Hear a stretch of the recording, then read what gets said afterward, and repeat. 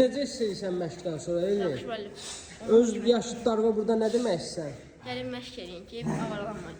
Avaralanmayın. Rəqiblərinə nə demək istəyirsən? Hamıya oğullar. Uğurlar. Hə.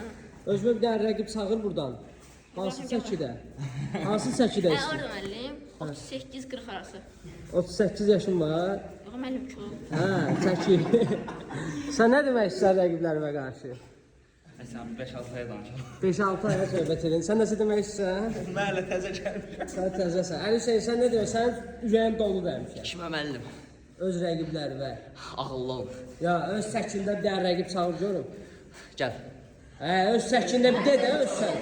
Öz səkimi rəqib çağırdım.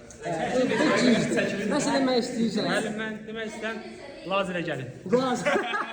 Yaxşı. Başqa? Nəsə demək istəyən var? Yoxdur. YouTube-da 5 milyon.